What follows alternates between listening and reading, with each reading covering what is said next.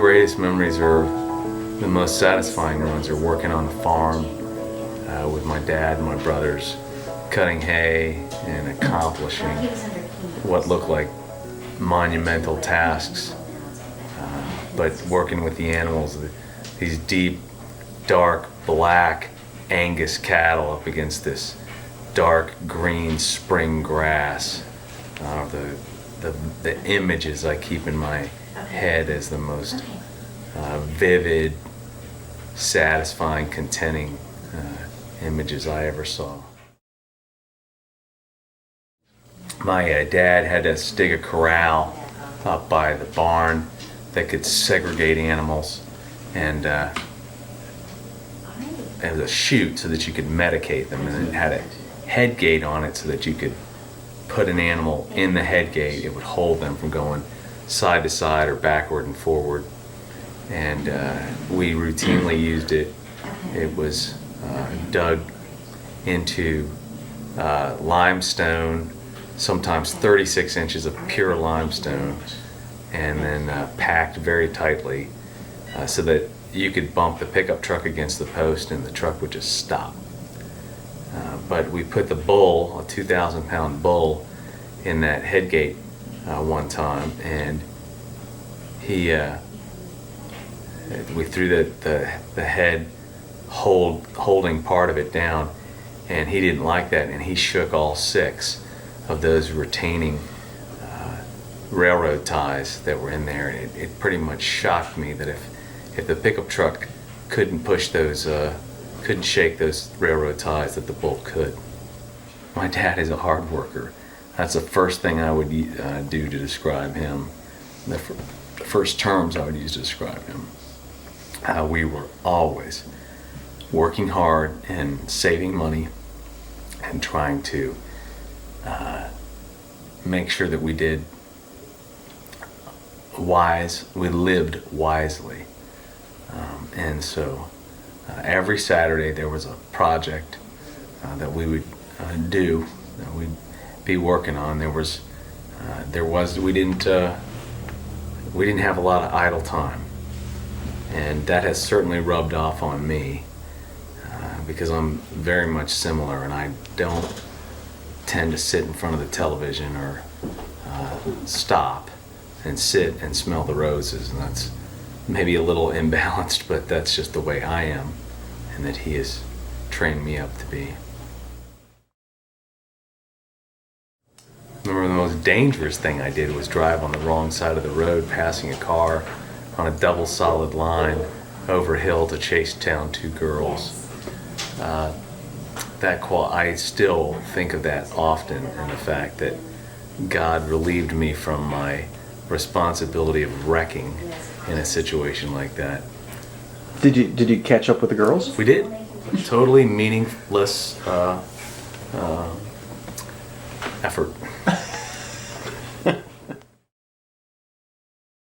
I remember the sermon, most particularly, and Teresa and I were talking about this preacher who had been working for 35 years as a pulpit minister, said that you can't understand the love you have now compared to what you'll have in 35 years.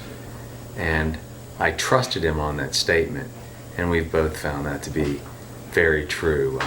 I have felt for most of our marriage, particularly we've been married almost 20 years, and in the last 15 I have felt like we have had as close to a perfect marriage as people can have.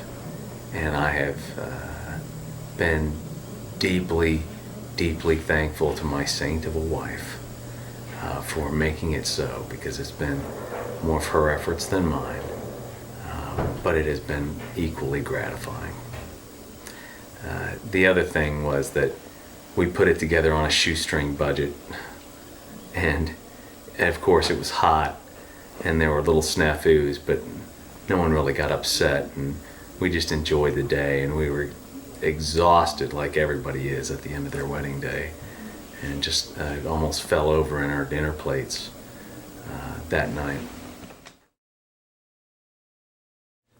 She is one of the most caring children you could ever want to meet. And if you turned her loose in a crowd, she'll find the people in need and help them out. And I can remember several years ago, this is many, many years ago, when a friend of mine lost his wife, and they had 4 kids, and his youngest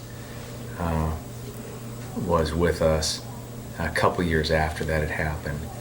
And this young girl, Shanna, said rather matter-of-factly that her mom had died. And Haley thought about that as a 5-year-old child or 6-year-old child. And I looked back in the vehicle after a few minutes, and Haley was crying. And we had to stop the vehicle and ask what was going on. She was crying quietly, just a lot of tears coming out. She said it made her sad that this little girl had lost her mom. But she empathized so deeply with that child, and she does that for other people. She thinks very deeply about what other people are going through, and that's a gift that she got from God, to empathize. Well, I don't believe that I am anywhere, or I'm going to get in any position that God's not. And this has been disappointing to me, to be a father of 5 at 42, diagnosed with an incurable cancer. I have had great hope that I would get cured, or I would have an elongated life. But the bottom line is that this is the way life goes for Christians and non-Christians. The rain falls upon the just and the unjust. And no matter how disappointed I get, I remembered a verse that Job spoke in the middle of his trial. He said, "Though he slay me, yet will I hope in him." There's nowhere else to go. I started on a study of apologetics and Christian evidences shortly after I became a Christian, because I wanted to make sure that there wasn't solid evidence to reject God and not believe in what I had to say. And far from that, what I found was unbelievable amounts of extremely convincing evidence. And not only evidence convincing for that there's a God, but that the God that made the universe is the God of the Bible. It's not the God of the Quran. And that there are no other religions that make sense, if you will, in how morality exists in our hearts, and what the explanation of life is. And I have enjoyed that study. I still do. I bought a book about a week and a half ago on apologetics, because it still strengthens me, encourages me, and gives me joy in my heart to know that God has left not only philosophical arguments that support his existence, but he's left theological arguments that support his existence. There is a growing body of evidence in the fields of biochemistry and astrophysics, in microbiology. You just go on and on and on of these facts that scientists uncover, that either you have to believe in unbelievable, no other way to say it, accruals of information and biological material that all work to the good by total chance, or there was a designer. And I've never seen a computer program that fell onto a disk that I could install on my computer and it would work. Far from that. I find people that spend a great number of hours Make a career and out of time, it. and there's still bugs in the system. It's very hard to create perfect systems. But God has come out of the woodwork to leave evidence of himself. And I think he And challenges us as Christians to find that. And it's one of the great, to me, it's one of the great studies. Maybe we'll continue that in heaven. It's just phenomenal I certainly want my kids to understand that chance did not create an I. That the evolutionary process just can't produce an I. Everything has to work together all at the same time. And it wasn't just one eye, it was two. Stereoscopic vision. It wasn't just, God didn't just create an animal that reproduced itself. He created two, male and female, that it took putting together to reproduce. So it complicates, increases the odds even farther, and just screams of design. Uncle Bob wants to talk to you. Want to come see him? Step right over there and talk with Uncle Come Bob. here, sweetie, put your face up against mine. As hard as I could be. Give me Give him the bashful. hug. She has a mouthful of cookie. And look that way for just a second. Kate, look over the here. other way. Look at Daddy. Look at Daddy. Look at me. There you go. Thank you, sweetheart. Come this way. Go around the other Yeah, way. watch out going through that way. You have a mouthful of cookie. I've observed Well, how that. did you meet? How'd you meet? We met at school and college because my best friend, Lou Poe, was interested in dating one of these twins. So we illegally, inappropriately stole records on them and a girl that I was interested in, and we showed up at their classrooms, or near their classrooms, so that we could say hello for an endless period of time. It was over a year that we did this, cowards that we were. And at some point, Lou became interested in a girl that was much 5 or 6 years younger than him, than he was. And when he did that, I was not very happy that he'd done that, because I felt that this girl was just too young. By the way, they're married today, got 2 kids, they got a fantastic marriage, and he's a minister. Demonstrating my lack of prophecy.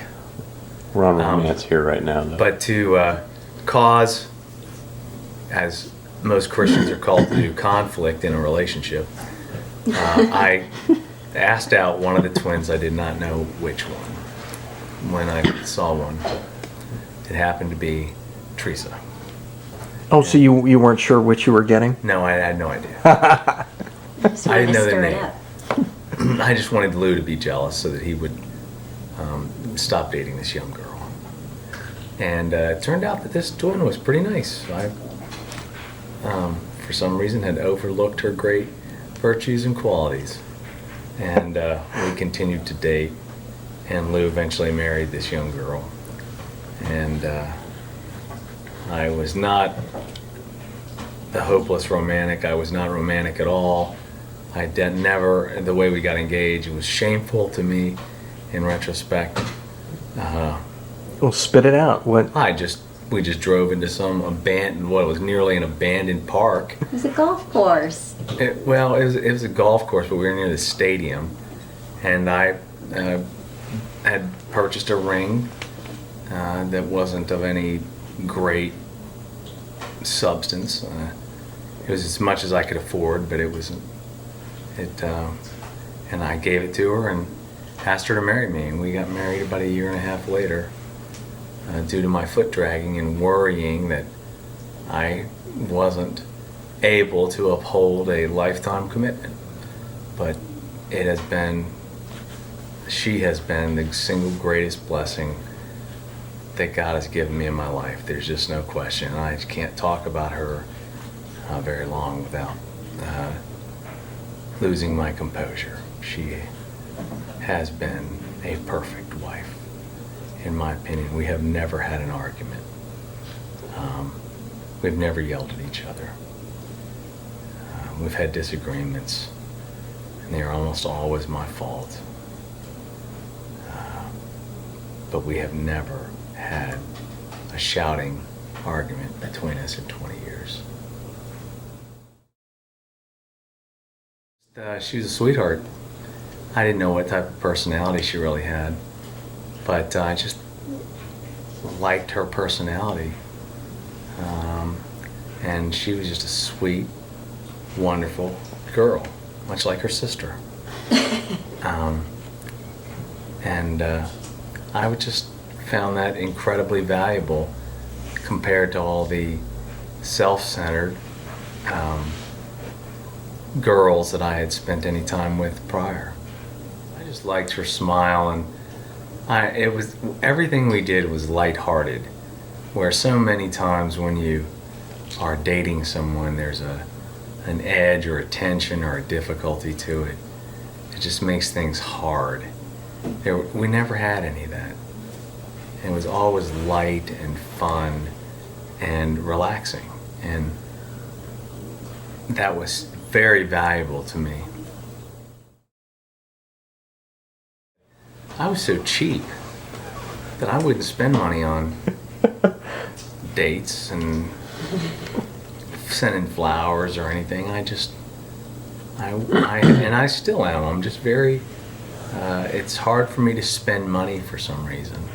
I got some of that from my dad, and I've just been a saver and a worker, and scared that if I don't put enough in the bank, I wouldn't have enough, and spending on flowers and jewelry, my goodness.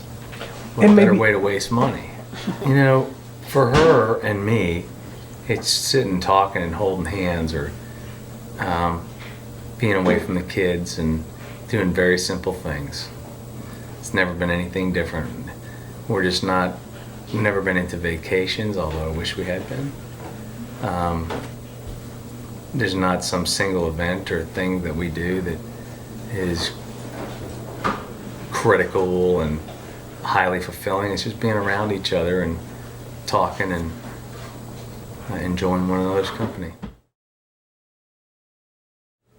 Before we had kids, we would watch some television show that made an impact on us for a while, and then It was something you drop did together. So, Something you did together.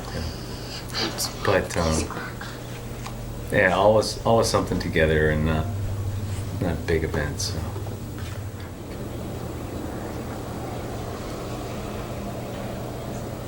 That's great. Thank you. Need a bucket? I got a hair back there. Love you, brother.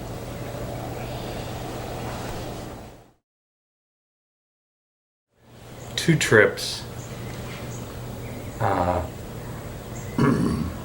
among those that are most memorable to me. The one we took with, I think, the two oldest kids to Cape Cod. Mm-hmm. That was a lot of fun, except for the golfing. Which I won most of. No, I don't believe you did. I think you won the first day by 11 strokes, and I won the rest of the games. That's my recollection. Yeah, by one stroke each, and there were 9 of them, so a total of. But anyway, All right, boys. Anyway. we have Cinder's neutral corners here in a minute. The other one. We're going to talk about chess in a minute, too, by the way. There's no sense talking about chess. No happy memories there for me. At Pax River, golfing with the We took the kids oldest. out, yeah. That was a lot of fun. That was just Andrew and Alexa, right? We Yeah, I took think so. 2 of them out. And you could tell them stay out of the sand or do whatever, but it just didn't take. They were having a lot of fun out there. But then, maybe thirdly, sitting on the back porch of their house, fixing meals and eating these huge meals with 14 people, 10 kids. It's a memory every time. And we got 1 million of them in Christmas, and that's chaos. It's a chaos of joy. Glorious chaos. Watching them open presents and give each other presents, and offering to shred open every present that had wrapping paper on it. I remember first Christmas that we had up here at this house where we had everybody together, we made the mistake of just letting them open everything in the same room. And one of the babies, I can't remember who, was basically you couldn't see the top of their head. Because of all the trash. All the trash, we couldn't separate trash from gifts. We had a good time doing that. It's good stuff. You've always liked to. You, among all of the four of us as parents, you've always loved having kids together, seeing the interactions, taking a great deal of joy out of having them. I love it.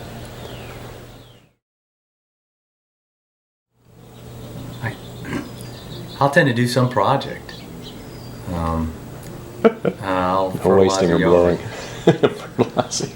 yard. Or I go pick up manure. I'll go to the battlefield and take the kids for a hike. They love to do that. We had a hurricane that came up through late last fall, and I put on a bunch of Gore-Tex gear. I put some on Jack, and we went for a walk in the heavy rain. And I love to do stuff like that. But if I'm gonna go do something with free time, I tend to do it with kids. And I got the gym to actually let me on the weekends take the kids in there, and it was nice to have them in, and we can talk a little bit longer. And one-on-one time is very effective and useful and rare when you have 5 kids. And so finding alone time with kids would be something that I would try to do if I had that much time. They gave this to me yesterday, and I was what I'd been told on Thursday or Wednesday was they wanted to have a coffee for me at the RA, which is just a couple miles away, and they want to know what time. So late on Thursday, today is Friday, today's Saturday. Late on Thursday, I told them, well, let's just do it at noon. And I was thinking it was 30 people or so that I'd done the move with and knew me out at the RA, and that would be it. But when I got there, well, partway through the day, I got a call from the director. The director said, I'd like to make it out there, but I can't. Wish you the best. It was a very nice phone call. I was very thankful. He's taken some time, a couple of times, as several people in the hierarchy have, to convey their best wishes. And so I got out there shortly before I did. I was told he's coming anyway. He's canceled something. And so I knew that would sharpen up quite a number of people. And I got out there, and there was a very large crowd, and I just couldn't believe how many people were out there and how many people I hadn't seen for 8 or 10 years. There were several hundred, and I thought 300. Some other people thought 400 to 500 people. And the director and the detail that protects him all over the place. And it was a huge blessing. It was a very fun day. To pass on to your children and our children, I mean, what kind of thing causes somebody to be that important in an organization? I don't know. I'm not that important. I'm a supervisor, and there are probably So what causes that? What 1,000, 1,400 supervisors in the FBI. Part of it is I worked at headquarters in Washington Field for a long time, so I know the Washington area very well. It's the highest concentration of FBI agents anywhere in the world. And but they part could of have it is I ignored worked it a and sent large. email, you know. Part of it is I worked a large case that got us around in a bunch of different places, but I've never understood why the director could remember my name. I've never understood that. I don't, and I'm chagrined I didn't ask him yesterday what it was, if I was just some dolt or looked like his little brother. I don't know. But he was very kind in his remarks, and it was just a neat day. And the kids were there, and they gave me a scrapbook.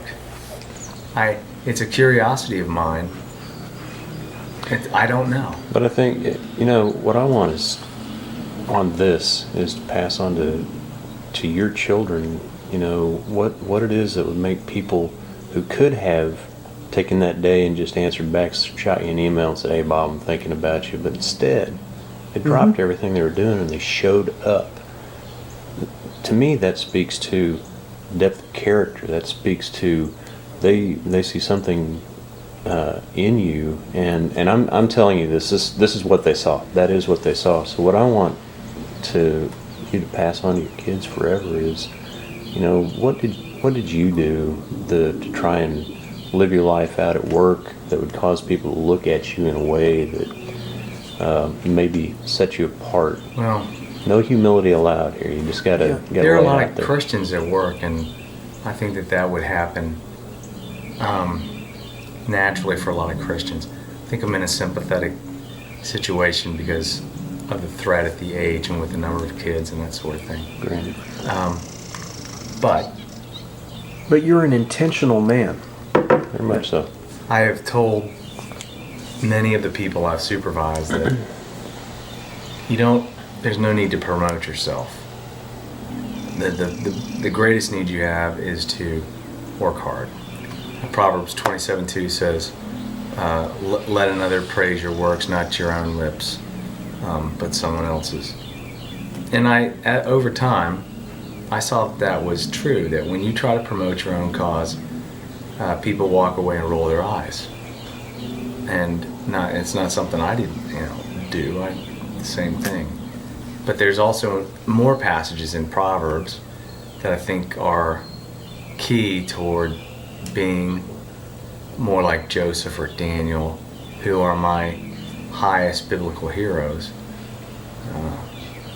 And Teddy Roosevelt said, a thorough working knowledge of the Bible is worth a college education. I personally think that if you enact the principles of Proverbs, that's worth more than a college education. Mm-hmm. And so if I've tried to do anything, it's been to execute those standards in Proverbs, because I have seen they're right. It's not my idea, and I've seen models in others that I uphold highly in my own life that did the same thing. And to me, that's what you do. You find mentors and emulate them to some degree. The first mentor I had was the man who baptized me in Missouri. It's Irvin Hill. Mm-hmm. And I can honestly say I never saw that man say or do anything that was sinful. And I lived with him for a year and a half, him and his wife. I don't believe I ever saw his wife do anything like that. That was a powerful message to me. His son-in-law, David Coffey, was a student of the Bible that is unmatched. Mm-hmm. And he made a great impact on me. And then there's just been a series of men, mostly in the church. Frank Parker,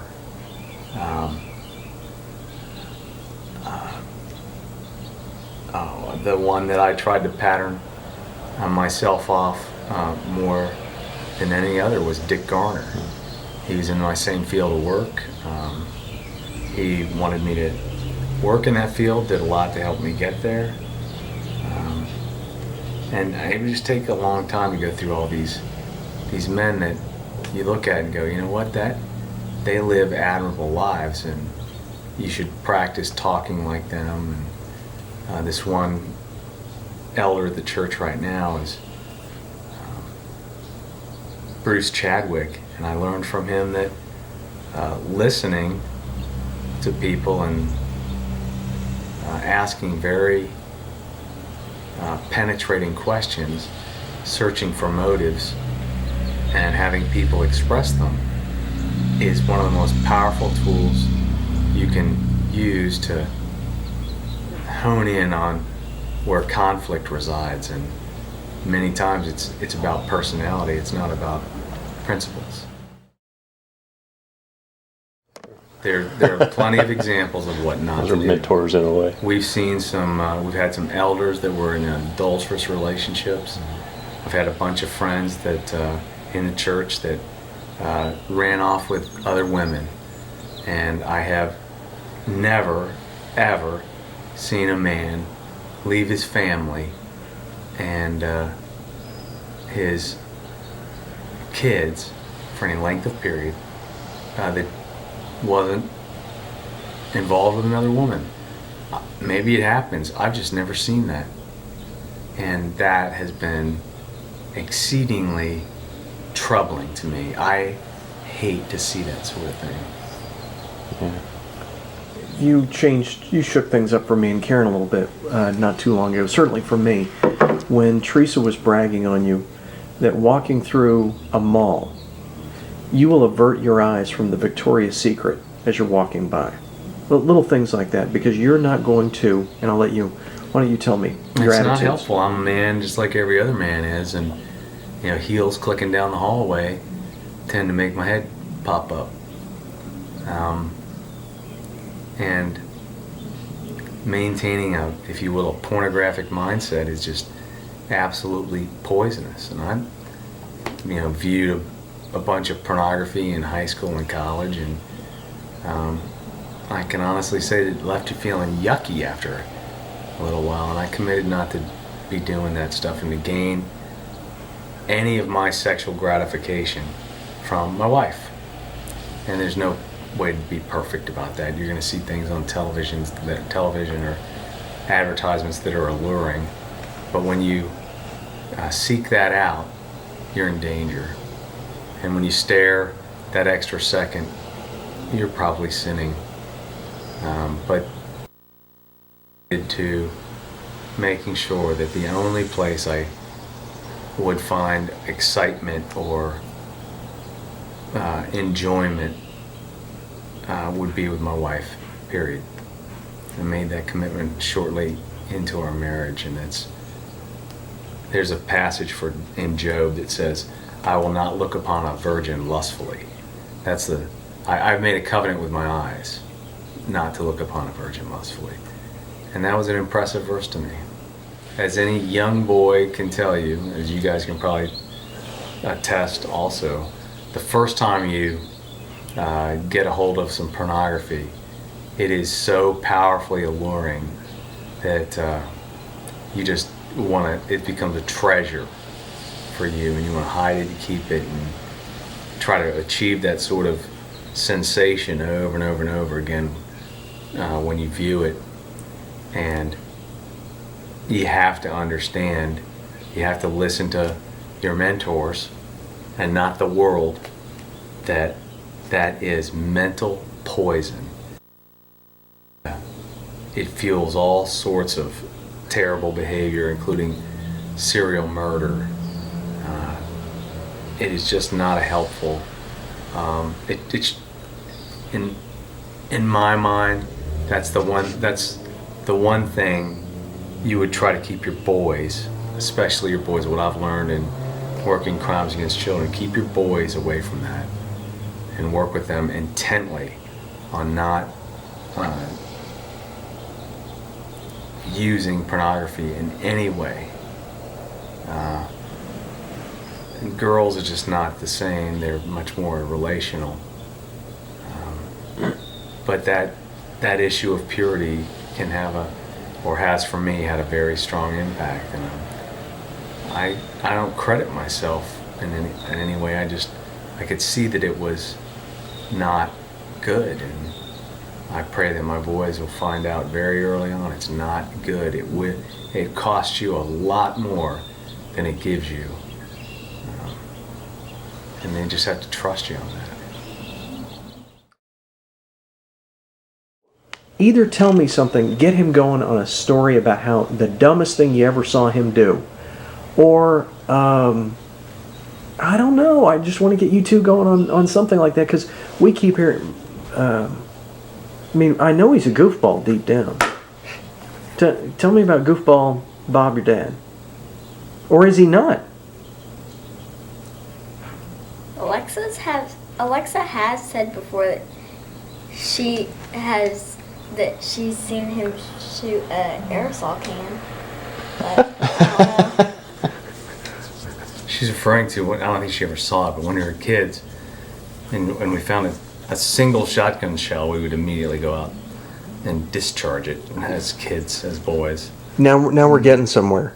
So one of the things we would do is we'd put a candle beside the aerosol can and shoot it, and so when the pellets perforate the can, you have an explosive mixture and you get a fireball out of it, and that's one of the things we used to do.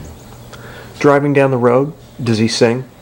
He swerves, and he turns his music in his truck up to max. Yeah. Good music, embarrassing music? Toby Mac.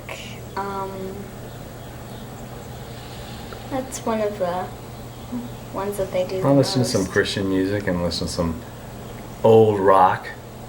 I love singing to that stuff. So I sing routinely to music in the car. Make sure the windows are up. There's a funny story about Jack. He was into a gospel group that I'd purchased an album for called the Mississippi Mass Choir. He had like this one song that had a cadence to it, and he would sing that out loud, and we'd ride with the windows down. And so he would sing out of tune, off tempo, and loud. And as we'd come up to the stoplight somewhere, I would turn the music down and roll the windows up, because people didn't want to hear Jack singing like this. Very good. Hey, Haley, could you do me a favor and pull the shirt back, and you want to reach over and grab that? There's a little wrinkle over his. That? Yeah, just.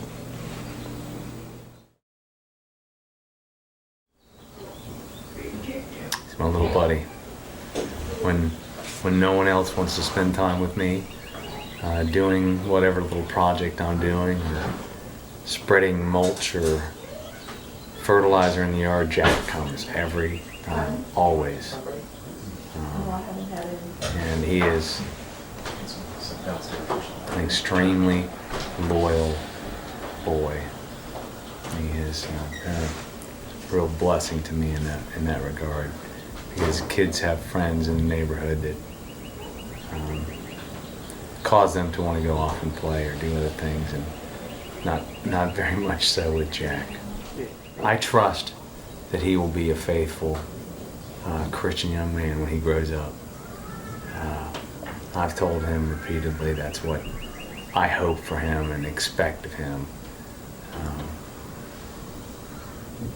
I certainly see elements of his personality that will be with him for life.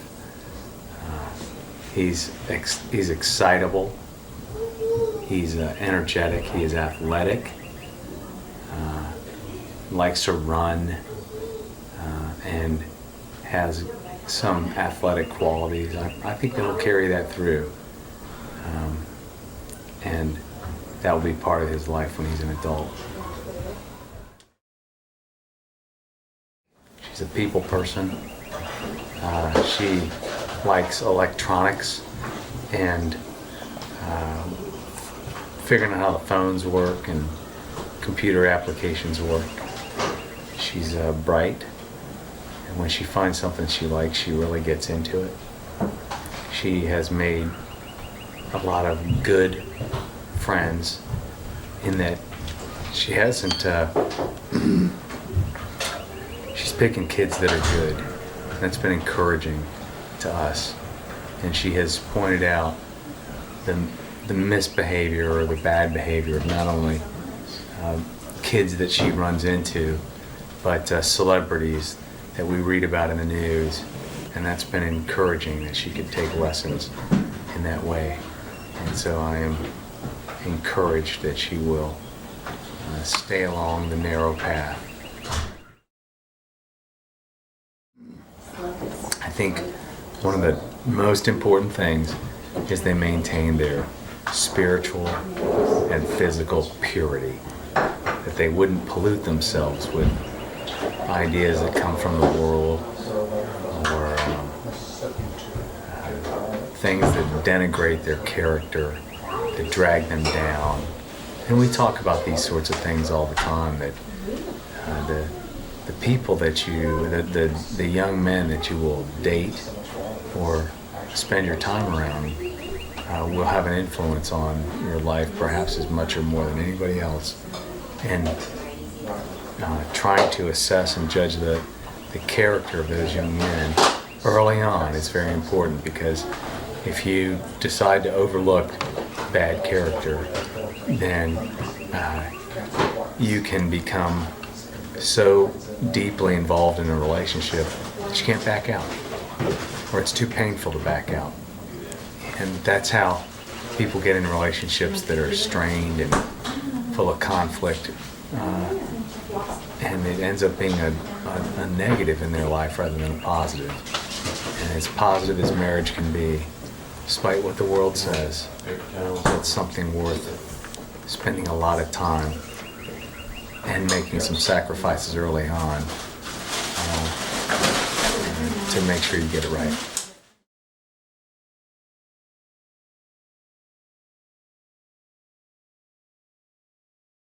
Dependability, reliability, integrity,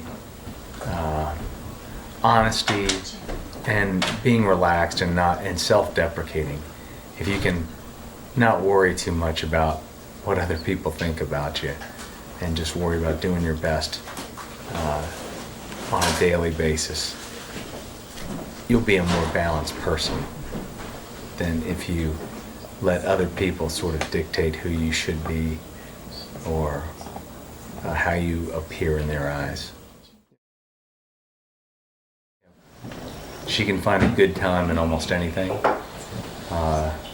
She is another people person. She has grand plans for every day, finds some good friends and plays intently with them, and usually has a good time. She's a leader. She's more athletic than she realizes, more athletically gifted than she realizes, and is a lot of fun to be around. Interestingly enough, she asks a lot of fairly deep spiritual questions, which is impressive to me, because she's unlike the other kids in the depth and importance of the questions that she asks. And she has made me turn my head many times listening to the questions she's asked and realizing that's, for her age, whatever it was, she's asking pretty important questions. You know, Shirley, yeah, you're actually going to have to kneel down and get a little closer, but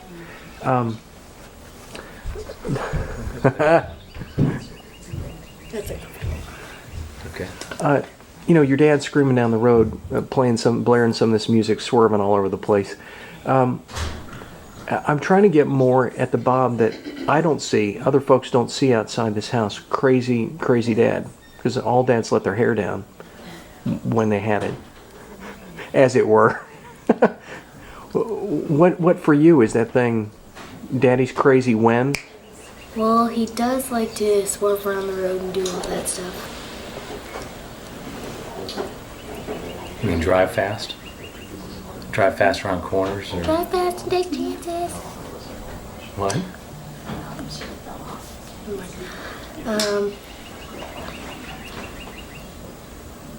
He does listen to music pretty loudly.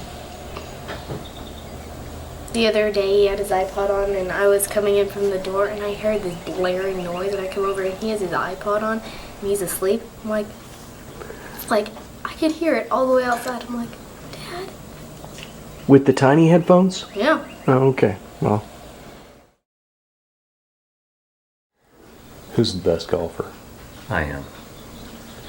See, that is where you're not going to get any. there's no modesty. Yeah.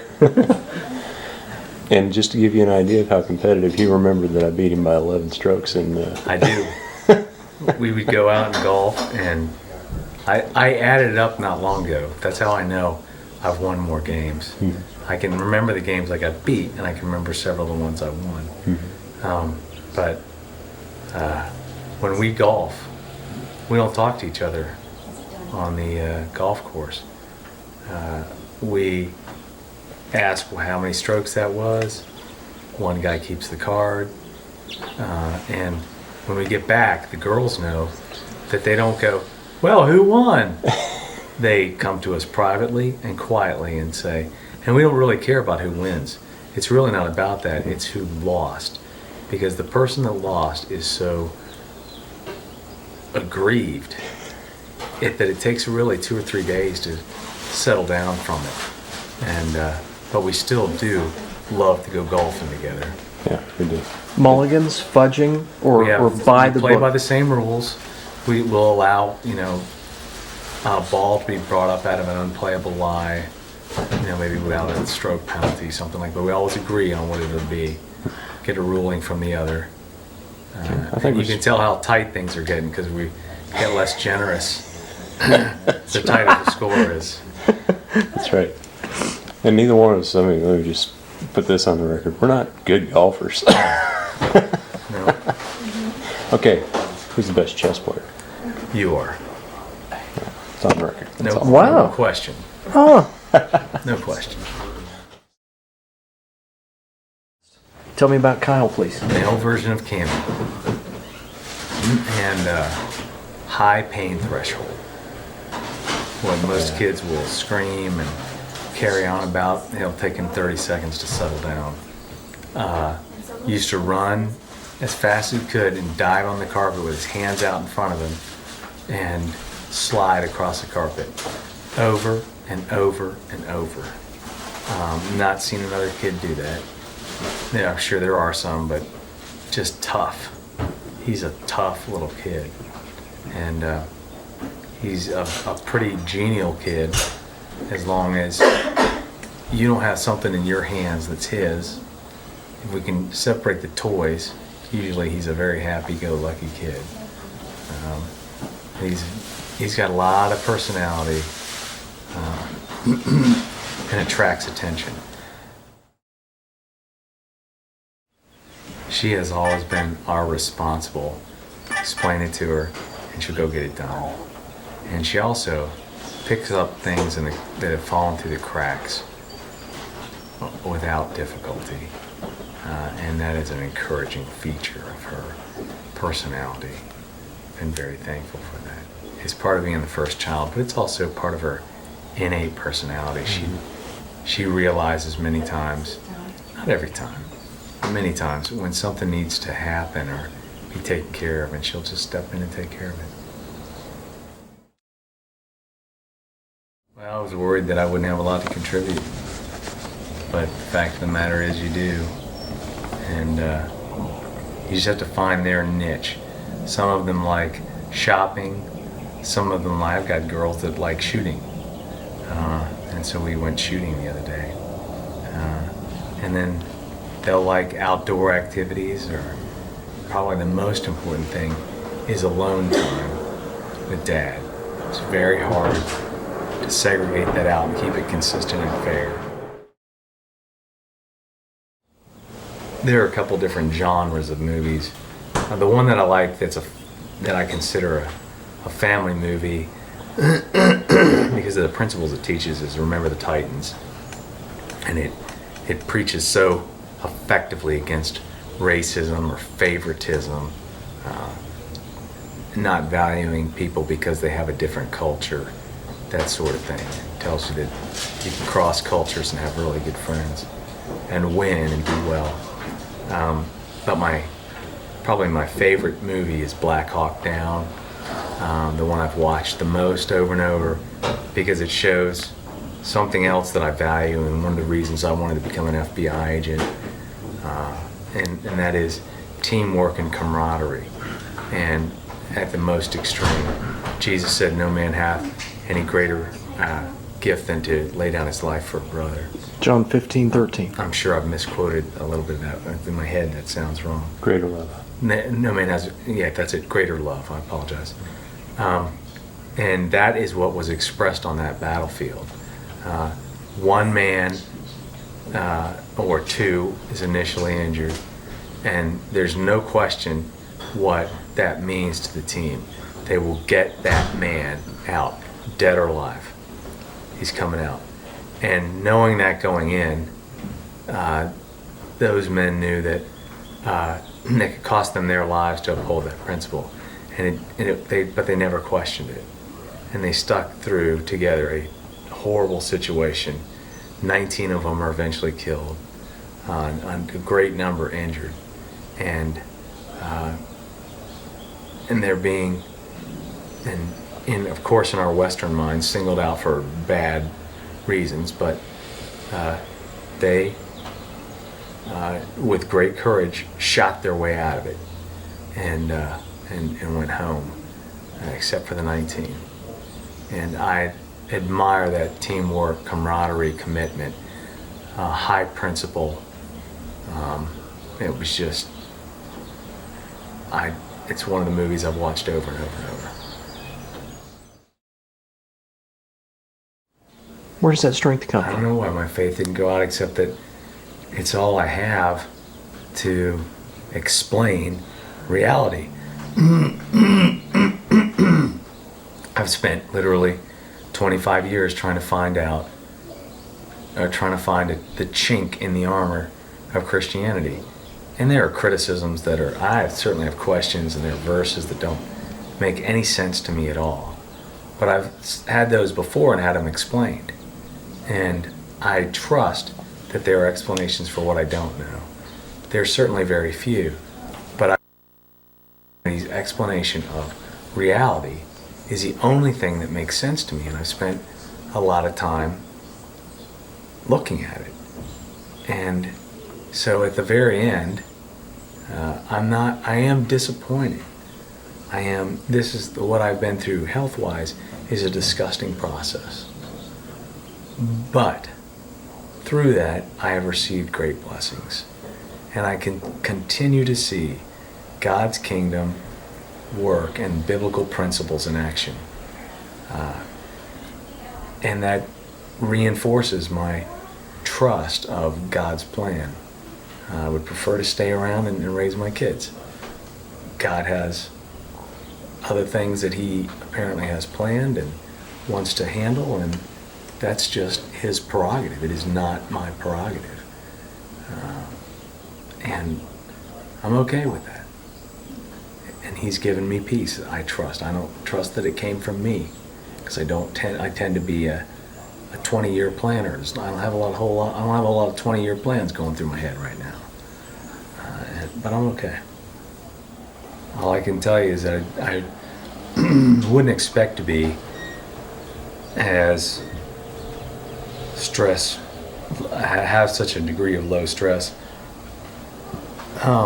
in this situation, and I do, and I have in other situations. Hey, And I'm thankful for that. But it's not innate in me. That's something I believe you're just getting from God.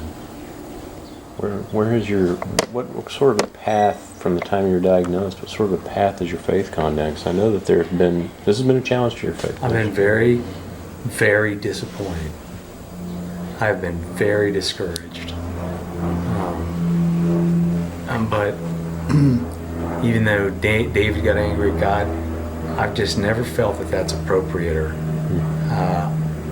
for me. And other people are different. And I don't think there's anything wrong with being angry at God, because there are examples of it. But I have never been there. What has been your conversation when you're... I prayed a bunch of psalms back to him about being rescued. Went through the Bible soon after I was diagnosed, and I underlined every single one of those, wrote them down in my black book that I carry around, and prayed them back to God. And they gave me great comfort. And God chose, it seems, not to rescue, so how does that resolve with you from your heart? it disappoints me. It really disappoints me. You know, I look around at other Christians who don't, they live outside of God's expectations clearly. I look at people in the world that smoke and drink and do whatever, and they're clearly outside of God's expectations. And I'm jealous. I'm envious of what they have in life. But I'm not envious in what they have with God. And I understand that maybe they're savable.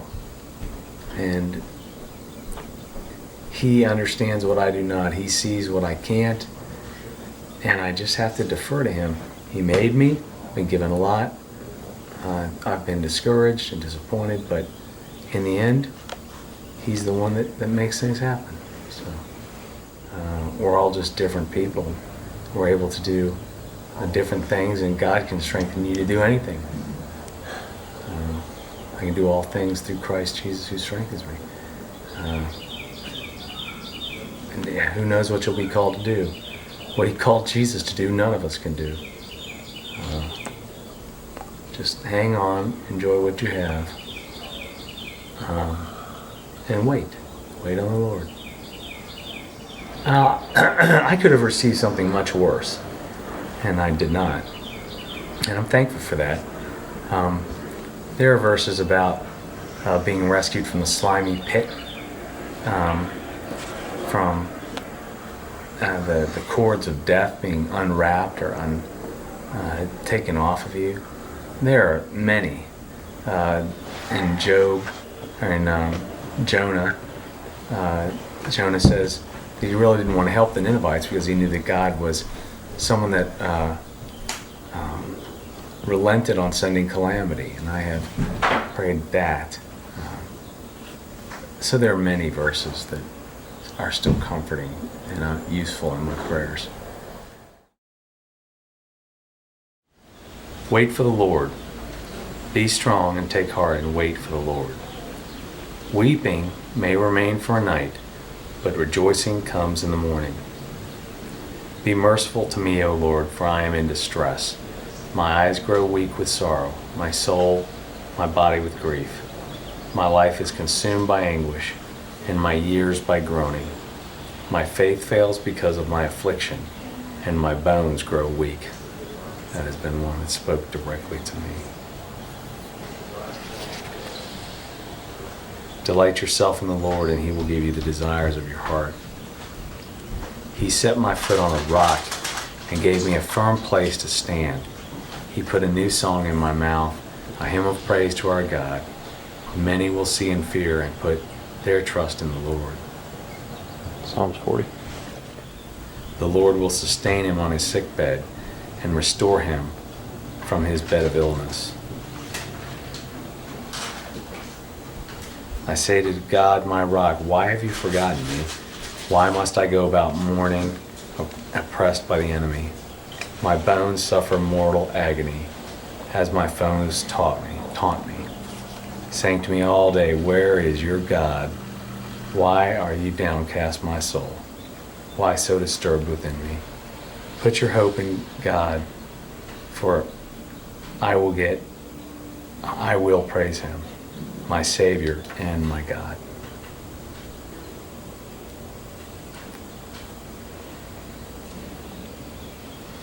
My heart is in anguish within me. The terrors of death assail me.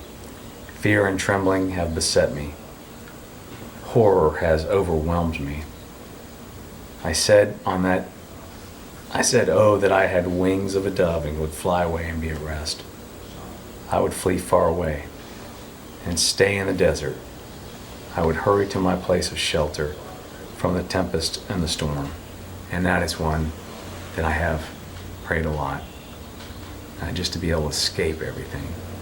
But anyway, there are a lot like that. They're all recorded, handwritten in here. Bob, with your consent, if it is your wish, there's going to be a lot of folks gathered at some point, possibly to be thinking about you, and you may have an opportunity to say something to them. I know there'd be a lot of sad people. First thing that people should know is I'm okay. I'm okay with where I am, and that's not innate. Excuse me. It's not innate to Bob Roth. I think that that's something God gives you when you're in your most difficult circumstances. He's got to give you strength. He's done it before. I have honestly been in circumstances that were more stressful to me than this. They worried me, they gave me greater anxiety than this. And God has taught me that He can take me through what to me are impossible situations, and I'll be okay.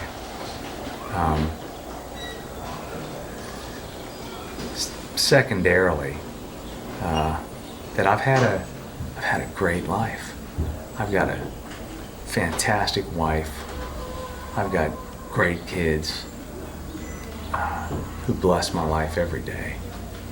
I have not struggled to find something to eat a single day in my life, even when I was in college and only had a couple dollars. I've never been outside in the cold for a night, not a single night. I was given a job that is the delight of my heart when I get to work it. With all those things I mentioned about camaraderie and teamwork, and I've had just a great life, and I'm not unsatisfied in that way at all. And it doesn't make me sad to be under this great threat. With all that behind me. But what is worrisome is how the kids will be in my absence. And with that in mind, I've called several friends and I've asked them to be mentors to my kids over the long run, and to not just take them out simply to be entertained or something, but to find activities that teach them godly principles. I trust that will be the case. And all those things make this process a lot less worrisome to me than it could be.